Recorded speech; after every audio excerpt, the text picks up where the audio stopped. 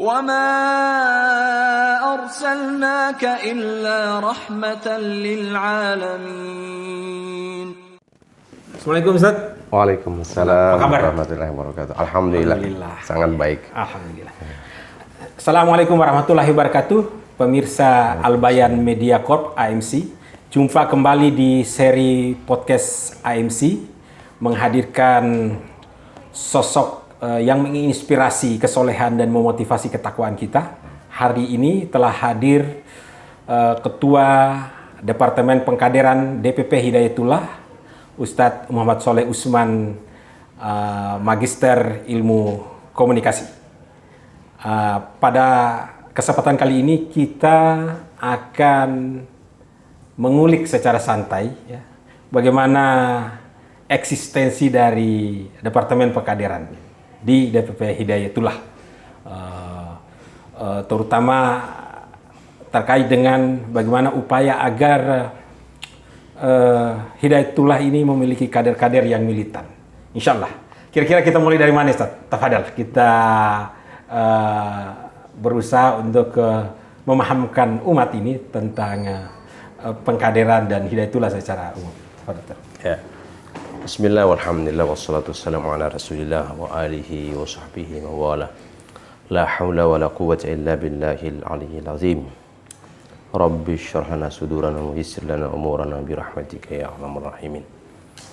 Alhamdulillah sangat senang pada kesempatan ini bisa ada waktu untuk berfastabiqul khairat ya. Semuanya dalam rangka untuk Islam wal muslimin insyaallah. Sebelum itu dulu seperti kita ketahui bahwa Hidayatullah ini lahir dalam rangka untuk meneruskan cita-cita perjuangan para mujahid-mujahid dakwah terdahulu ya. Bagaimana agar nilai-nilai Islam ini bisa eksis di masyarakat, di umat ini. Islam yang konsepnya itu rahmatan lil alamin betul-betul bisa diwujudkan ya. Nah, untuk mewujudkan visi itu ya, Hidayatullah itu meletakkan setelah visi membangun peradaban, misi pertama itu adalah mencetak kader yang berkualitas. Masya Allah. Ya, artinya visi yang ideal tadi kalau tidak ditopang dengan keberadaan kader yang mumpuni, itu jadi kosong gitu ya. Sulit untuk kita bicara ada sebuah harapan besar, cita-cita besar yang kita mau hadirkan tanpa ada orang yang bekerja. Nah, inilah kader tadi gitu ya. Nah, jadi kader itu adalah orang yang memang dipersiapkan untuk sebuah cita-cita gitu ya. Jadi kader itu adalah sosok yang memiliki kepribadian yang ya, ideal gitu ya, praktisnya begitu, memiliki kualifikasi tertentu, ya karakteristik tertentu, ya lebih konkret sih kalau sebagai seorang kader Islam ya, kader ya katakanlah kader Hidayatullah, representasi kader Islam tentunya. Seorang kader itu untuk bisa meneruskan cita-cita besar ya adalah harus memiliki wawasan sebagaimana wawasan terdahulu. Harus memiliki spirit dan semangat juang sebagaimana spirit dan semangat juang generasi terdahulu. Generasi salafus soleh. Generasi pejuang-pejuang Islam di masa lalu siapapun. Ya, tentu kalau untuk internal ya lembaga kita Hidayatullah ini, ya paling tidak dia harus mengikuti bagaimana pola dan metodologi dakwah dan tarbiyah berdasarkan minhajun nubuwah yang ada di Hidayatullah gitu. Jadi, nah ini harus dipersiapkan, ya, harus ditata sedemikian rupa agar mereka benar-benar bisa dipastikan secara wawasan mereka luas, secara spirit dia kuat, ya semangat juang mereka siap berkorban, karena standar kader itu di antara ukurannya itu adalah sejauh mana dia memiliki loyalitas, siap untuk mendapatkan amanat-amanat perjuangan. Dan alhamdulillah, masya Allah, dengan segala keterbatasan teman-teman kita ini masih bisa kita rasakan kehadirannya. Mereka punya spirit itu sebagaimana para perintis, ya, para pendahulunya. Kita masih mudah menemukan kader-kader Hidayatullah hari ini yang begitu ditugaskan berangkat, tidak panjang pertanyaan dan seterusnya, ya. Masih siap ditugaskan di pelosok-pelosok itu, alhamdulillah masih ada. Jadi seperti itu, insya Allah pengantar dulu. Jadi ada kader berkualitas, yang berkualitas yang loyal. Ya. Nah, mungkin ada sedikit penggambaran yang sederhana tentang kader yang berkualitas itu dari sisi wawasan, maksudnya adalah wawasan keislaman, maksudnya Ustaz, ya. Termasuk dengan spiritualitas, yang dimaksud dengan spirit itu. Kalau tidak salah kan ya ada istilah-istilah sederhana di Hidayatullah yang kami sempat dengar bahwa kader kalau tidak sholat lain itu bukan kader, atau bagaimana sebenarnya standar kualitas yang menjadi ukuran kader Hidayatullah itu yang seperti apa? Ya, yang pertama adalah dalam hal wawasan, ya. Dia harus tentu mengetahui hal-hal yang mendasar dalam Islam ini, prinsip-prinsip dasar. Seperti apa, Ustaz? Ya, rukun Islam, rukun iman dia harus paham dengan baik. Hal-hal yang berkaitan dengan fardu ain itu semua harus tuntas, harus bisa memiliki kecakapan dalam membaca Al-Quran. Ya ideal kalau dia bisa menghafal Quran 30 juz, masya Allah. Kalau enggak ya minimal juz 30 lah. Masya Allah. Berarti saya belum. Ya kira-kira begitu ya. Tapi belakangan sih saya lihat ya pertumbuhan kader kita, kalau soal hafalan itu masya Allah sudah cukup banyak metodologi, pola-pola cara menghafal dengan cepat, dan alhamdulillah saat ini ada beberapa kader kita itu bukan lagi sekedar menghafal, tapi dia bisa memberi sanad hafalan qiraah itu. Jadi gambaran perkembangan dan kemajuan kader ini luar biasa dari sisi wawasan tadi, ya. Ya alhamdulillah. Nah, aspek spiritual, untuk aspek spiritualitasnya inilah yang senantiasa juga kita kawal melalui GNH, kita kontrol. GNH, gerakan Nawafil itu, Hidayatullah itu artinya sengaja kita buat branding supaya ada perhatian serius, ya, karena ketika ada sosok yang tidak seimbang, dalam tanda kutip adalah secara wawasan dia hebat, dia menguasai banyak hal dari ilmu-ilmu ini, secara teori, penguasaan teori keilmuan ini dia bisa kuasai dengan baik, tapi dalam hal ibadah, aplikasi dari ilmunya itu mereka tidak begitu kelihatan konsisten misalnya, itu akan pincang, gitu, ya. Makanya keseimbangan ini, wawasan dan spiritnya ini, istilahnya asah fikir dan zikirnya ini, itu harus terkoneksi dengan baik potensi ini, ya, harus terbangun sinergi potensi ini, ya, tidak hanya akal tapi hatinya error. Ya. Sebaliknya pun mengandalkan ya kekuatan zikirnya, tapi hal-hal yang nyata di depan mata tidak bisa diatasi itu juga. Nabi tidak menghendaki itu. Iya. Karena suatu ketika pernah ada salah seorang asyik di masjid zikir begitu, kemudian sepanjang waktu dia cuma zikir gitu. Nabi bertanya, sallallahu alaihi wasallam, Rasulullah SAW bertanya, siapa itu? Oh, si fulan. Siapa yang membiayai hidupnya? Oh, ada keluarganya dan seterusnya. Ya, Nabi menyampaikan sallallahu alaihi wasallam bahwa kasih tahu bahwa yang lebih mulia itu adalah yang memberi biaya itu, hidupnya itu. Nah, itu adalah artinya motivasi bagi orang yang kencang untuk membangun spiritualitasnya, tapi abai dengan hal-hal yang bersifat realita kehidupan.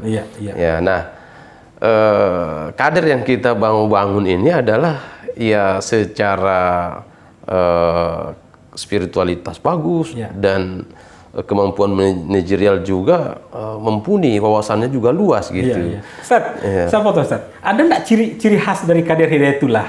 Ya, misalnya seperti harakah yang lain kan langsung kelihatan dari sisi tampilan fisik, bicaranya, pemikiran dan lain-lain. Seperti apa sih sebenarnya tipikal kader Hidayatullah ini, Ustaz? Kalau secara tampilan fisiknya itu sangat bervariasi kader Hidayatullah ini. Karena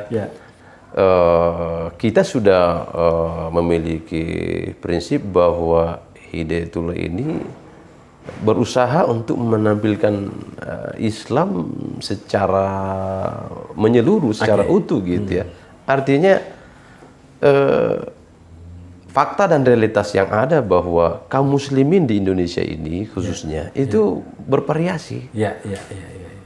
Maka secara tampilan itu ya kader Hidayatullah itu representasi dari umat Islam Indonesia. Bervariasi dan berbaur. Ya, kita memang menyatu karena Hidayatullah salah satu prinsip jati dirinya itu adalah Hidayatullah ini jama'atun minal muslimin. Masya Allah. Ya, gitu. Jadi kita tidak untuk dari sisi itu semua yang segmen manusia ini adalah di sana adalah umat Islam, di sana saudara kita gitu ya. Nah, maka kita tidak terlalu ekstrim dengan hal-hal itu. Hal yang bisa menjadi mudah kita deteksi itu adalah insya Allah ya kader Hidayatullah itu dari dulu melekat itu ya kalau bisa mau dicek itu di jam-jam sepertiga malam terakhir itu. Masya Allah. Ya. Di salat lailnya, Ustaz. Ya insya Allah mudah kita temukan itu. Ya. Apakah dia di masjid, apakah dia di tempat-tempat itu, dia mesti ada istilahnya itu ada kerisauan, ada kegelisahan sehingga mereka bangun. Ya. Dan memang itu tertuang dalam sistem dan metodologi bagaimana kader ini dibangun ya. Jadi berangkat dari rasa tanggung jawab keumatan, kemudian kompleksitas persoalan yang ada itu mendorong untuk mereka berdialog dengan Allah Subhanahu wa Ta'ala. Ini yang secara khusus bisa dikatakan begitu ya. Kriteria alur berpikir, cara pandang kader Hidayatullah itu. Bahwa adanya kesadaran berislam. Tentu kalau kita bicara dalam konteks berislam itu adalah Islam secara pribadi dan sosial. Nah, itu dibawa dalam ranah kerjasama secara jama'i, artinya bersatu kita untuk membicarakan bagaimana Islam ini berjalan dan persoalan-persoalan yang ada itu dibawa ke dalam ruang spirit berambil zambil berdialog dengan Allah. Dan satu lagi hal yang prinsip itu selalu dalam koridor kepemimpinan, ketaatan. Ya, jadi kalau tadi ada pertanyaan ciri khasnya apa dan perbedaannya dengan tanpa kita menyebut nama ya secara umum sama kita dengan harakah lain yang sedikit agak khas di Hidayatullah itu ya kurang pas juga kalau dikatakan berbeda ya. Karena prinsipnya kita ya tidak jauh-jauh beda amat gitu ya. Ya mungkin istilah saya itu agak khas lah begitu ya, mungkin. Kalau agak khas dari Hidayatullah itu prinsip ketaatan kepada pemimpin itu. Bahwa seperti saya misalnya, hari ini yang diamanahkan di Departemen Pengkaderan Pusat, ketika ada SK, saya harus menjadi ketua DPD atau DPC di Maros, saya akan pindah ke Maros. Langsung pindah. Tidak panjang kali lebar. Untuk bisa menjadi kader Hidayatullah itu prosedur dan mekanismenya seperti apa, Ustaz? Ya sangat gampang. Yang pertama itu adalah keinginan. Ya, mau dan siap. Diatur, menjalani mekanisme yang ada itu selesai. Ada mekanisme, Ustaz? Ada. Jadi dipaparkan, Ustaz? Ya, kalau untuk agar menjadi masyarakat kader Hidayatullah, kita sudah ada tahapan-tahapan formalnya. Yang pertama dia harus ikuti training akidah, kemudian mengikuti marhala ula, wusta dan ulia. Itu sudah ada pakemnya, insya Allah. Dan itu tidak susah-susah amat ya. Enggak. Sebenarnya konten-konten dalam pembinaan kader itu ya pembelajaran Islam secara umum sesungguhnya. Enggak. Dan kalau didudukkan dengan materi-materi pengkaderan yang ada di Haroka lain, ya kalau bukan istilah 11-12 ya mungkin 13-14 istilahnya. Nggak jauh-jauh beda gitu ya. Jadi ya Hidayatullah ini bukan barang baru, bukan benda baru. Dia adalah sebuah kreativitas dakwah ya, tarbiyah dakwah yang digagas oleh Allah Yarham Setabula Said ya, Kiai Haji Abdullah Said rahimahullah. Secara kelembagaan, Ustaz, Departemen Pengkaderan ini apa yang sudah dan akan dilakukan untuk pencapaian target-target kader yang berkualitas dan secara kuantitas pun juga banyak. Jadi kalau target secara kelembagaan kita ini kan ada target kita jangka panjang ya, kemudian jangka menengah dan pendek ya. Nah, tentu ya target jangka panjang kita ya sebenarnya sama juga dengan sebagaimana target-target yang ingin dicapai oleh saudara-saudara kita dari sesama mujahid dakwah gitu ya, para pejuang-pejuang agama Allah ini ingin melihat bagaimana Islam ini bisa lebih terasa keberadaannya di tengah-tengah umat gitu ya. Nah, untuk jangka menengah kita ya, alhamdulillah kita ini kan sedang menata SDM ya. Jadi persoalan yang sangat kita rasakan, sangat mendesak ya, adalah kita masih sangat kekurangan dalam SDM tenaga gitu ya. Mengingat luasnya hamparan bumi Allah ini, belum kita bahas dunia ya, Indonesia saja yang hari ini keberadaan markas-markas kita, cabang-cabang dan perwakilan kita hampir seluruh kabupaten kota, itu belum semuanya terpenuhi secara ideal, Pak. Belum lagi orang yang menyerahkan amanah-amanah lokasi-lokasi yang ingin segera dihidupkan kegiatan di sana, dikelola itu luar biasa, sehingga kita ini setiap saat melahirkan alumni-alumni dari perguruan tinggi dan seterusnya itu terserap habis, Pak. Sehingga kita membutuhkan SDM yang banyak. Makanya sistem yang sudah bergulir itu ada tarbiyah dakwah. Jadi ini adalah program diistilahkan di Hidayatullah itu adalah program mainstream. Jadi dua program fokus kita itu adalah bagaimana mentarbiyah sebanyak-banyaknya orang.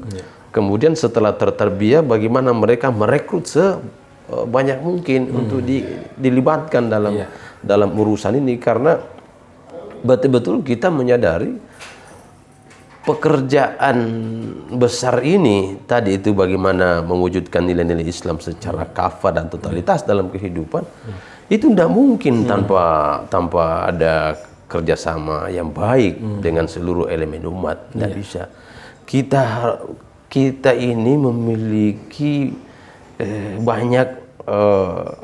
banyak potensi. Kita membutuhkan banyak potensi-potensi yang ada di umat itu. Kita harus punya pakar di seperti ini ya. Pakar media. Ya, pakar media. Kita memiliki pakar ekonomi, pakar IT dan seterusnya. Kita banyak. Tadi Ustadz menyebut secara kader kita relatif masih kurang dibandingkan dengan medan juang yang sangat luas. Betul. Secara kuantitas sebenarnya kader Hidayatullah itu ada berapa ribu, berapa juta? Lalu program-program apa untuk mengakselerasi percepatan jumlah kader agar bisa seideal yang ditetapkan oleh pihak DPP?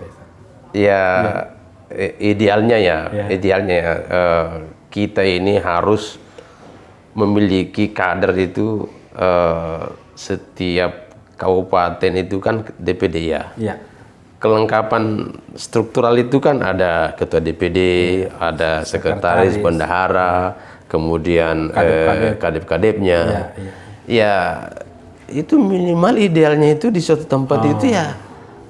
Kalau terpenuhi itu tadi Pak. Jadi kalau angka-angka 10 setiap kabupaten itu sudah bisa dikatakan memenuhi target ideal di suatu daerah 10 tenaga. Nah, faktanya hari ini daerah itu ada yang baru punya ketuanya, sekretaris, bendahara belum ada. Ada yang baru 1 orang ketuanya petugas kita itu. Meskipun beberapa seperti yang perwakilan cabang-cabang kita yang sudah lama alhamdulillah sudah bisa dipenuhi.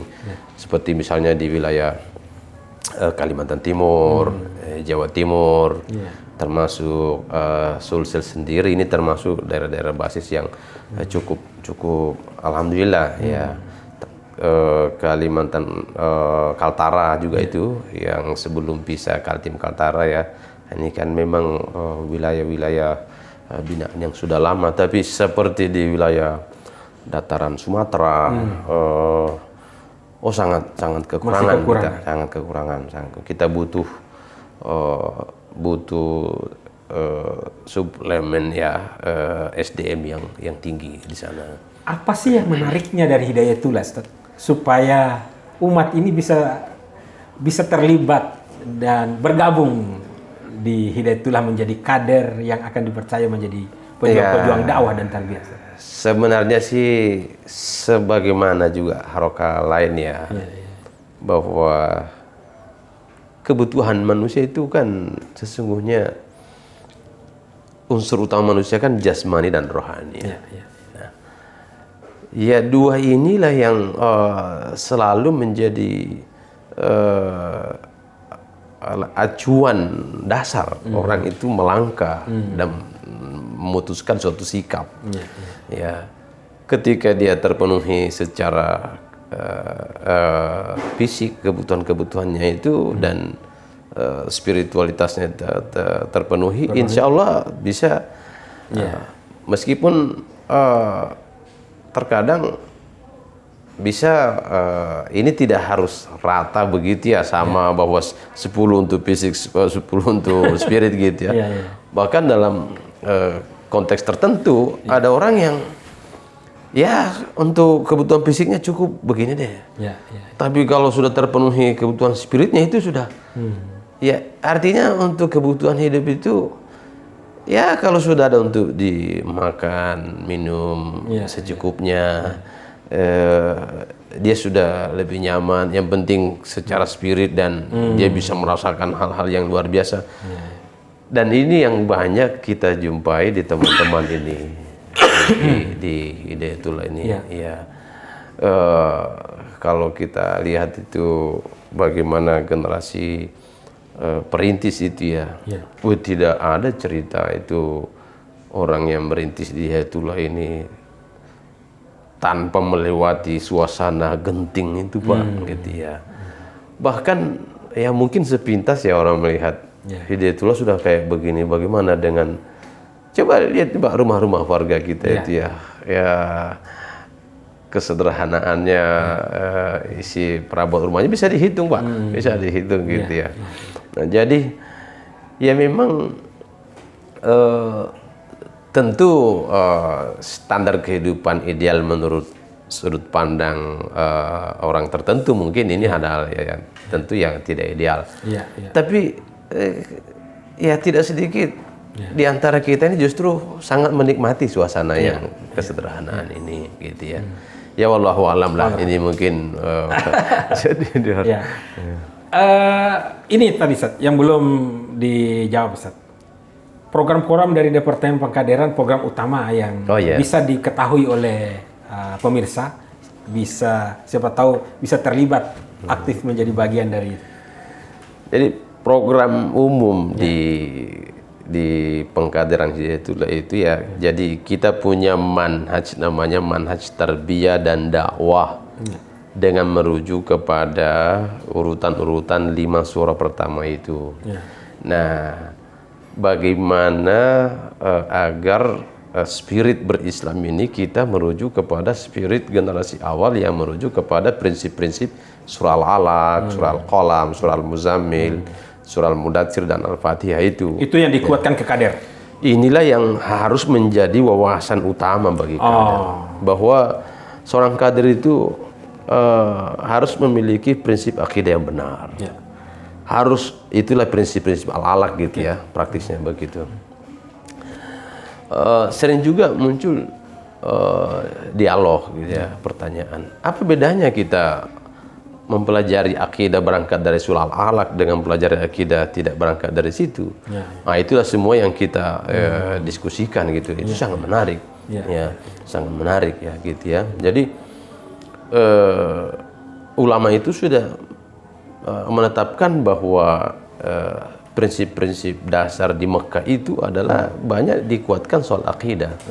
Dan ya tidak bisa dipungkiri bahwa di sana pengaruh surah Al-Alaq itu kepada para sahabat luar biasa, membentuk karakternya. Nah, mengapa untuk kita hari ini kajian surah Al-Alaq ini kurang dimasyarakatkan, kurang begitu ramai di masyarakat gitu ya. Nah, itulah, itu menjadi sesuatu yang sangat menarik itu dalam materi dasar gitu ya di Pengkaderan gitu ya. Kalau Ustaz Abdullah Said itu, Kiai Abdullah Said membahasakan bagaimana prinsip-prinsip surah Al-Alaq itu harus eksis sebelum bicara yang lain dalam Islam ini. Jadi beliau katakan bahwa itu tidak pernah satu rumah itu antara iman dengan kesombongan. Jadi kalau iman itu hadir, maka kesombongan ini harus hilang. Tapi kalau kesombongan itu muncul dalam diri seseorang, maka status iman itu dipertanyakan di mana itu. Makanya karakter dasar orang beriman itu, atau mungkin lebih spesifik kesempatan ini kita menyebut karakter kader ya. Itu adalah ketika dia menyatakan diri sebagai kader dan melewati materi tadi, dia akan tampil sebagai sosok yang ya dia tidak ada rasa-rasa sedikit pun tentang kesombongan apa, sehingga dia itu mudah diatur. Diberi tugas ini, membersihkan ini, dia taat. Diberi jalankan tugas selama ini untuk Islam, dia bismillah. Tanpa bicara transaksi saya dapat berapa dan seterusnya, bagaimana saya enggak. Karena dia merasa bahwa saya tidak layak saya tidak punya di sini, tidak punya apa-apa. Dari penjelasan Ustadz Soleh, saya menangkap kader yang dibahas kita adalah kader yang berkualitas ya. Secara kualitas itu bukan terlalu menjadi ukuran. Apakah demikian Ustadz? Secara kuantitas, tapi secara kualitas ini yang menjadi titik ya penting. Betul. Itu juga untuk tetap kita pasang target-target itu. Bagaimana secara kuantitas bisa segera kita wujudkan. Tapi kita sangat realistis melihat kenyataan yang ada, bahwa harapan-harapan itu untuk kita segera wujudkan secara kuantitatif ya, memenuhi target-target tadi itu ya tetap jadi sebuah target dan memotivasi kita, tapi ya pada akhirnya kita juga akan melihat realitas bagaimana kita mau bisa menghibur diri mencapai angka yang begitu besar tapi kualitasnya banyak tapi tidak bisa diatur. Sebenarnya kan itu menjadi termasuk motivasi awal mengapa kita menata pola dan sistem pengkaderan sebagai alternatif. Karena memang kita pasang target secara kualitas kita kedepankan, gitu ya. Iya. Banyak tapi tidak bisa diatur itu berbahaya. Oh iya, betul. Ustaz, ini pertanyaan terakhir, Ustaz. Sebenarnya harusnya pertama. Ya. Ini Departemen Pengkaderan itu rekrutmen atau Ya. atau apa, Ustaz? Ya, betul. Ya. Tadi sebenarnya saya ingin menyampaikan itu lebih awal juga bahwa tarbiyah dan dakwah itu adalah dua program mainstream. Dakwah itu fungsinya merekrut, tarbiyah itu adalah fungsinya untuk memberi penguatan dan kualitas membangun kualitasnya gitu. Jadi pengkaderan itu adalah secara internal sebenarnya. Meskipun dalam kajian tentang tarbiyah dan dakwah itu ada di 5 surah tadi itu. Jadi internalisasi itu terjadi pada surah Al-Alaq, Al-Qalam, Al-Muzammil itu, kemudian Al-Mudaththir, Al-Fatihah itu adalah eksternalisasi atau dakwah. Masya Allah. Ya, jadi ya tentu tidak pada ruang seperti ini kita mengulas sampai tuntas ya, tapi paling tidak gambaran umum seperti yang diajukan tadi itu ya adalah yang bisa dipahami oleh pemirsa ya. Insya Allah nanti kita akan lanjut, Ustaz, membahas manhas yang menjadi kerja-kerja dari Departemen Pengkaderan. Closing statement, Ustaz, sebelum kita tutup. Iya, alhamdulillah saya sangat mengapresiasi kegiatan teman-teman ini untuk ini insya Allah bisa menjadi bagian dari proses percepatan lahirnya kader ini. Ya. Mungkin ada orang yang tiba-tiba mendapatkan sentuhan, saya tertarik ini, bisa saja. Ya. Dan yang lebih penting saya kira seluruh potensi umat ini harus segera kita satukan, dalam rangka untuk mengangkat kerja-kerja keumatan. Yaitu mungkin jadi kita butuh banyak orang, kita butuh banyak SDM, kita butuh banyak para ahli.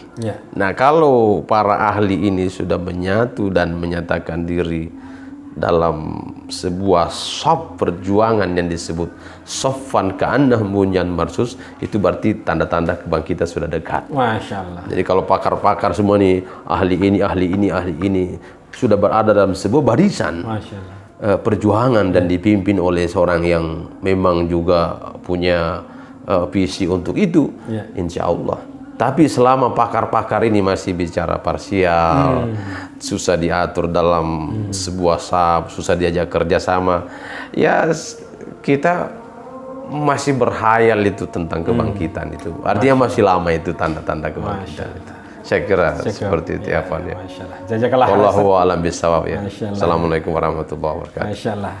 Terima kasih, Ustaz, atas kesempatannya hadir di podcast AMC. Demikian seri podcast AMC kali ini. Insya Allah kita akan melanjutkan dengan tema dan tokoh lainnya yang akan memberikan wawasan keislaman dan motivasi ketakwaan bagi kita. Demikian. Assalamualaikum warahmatullahi wabarakatuh.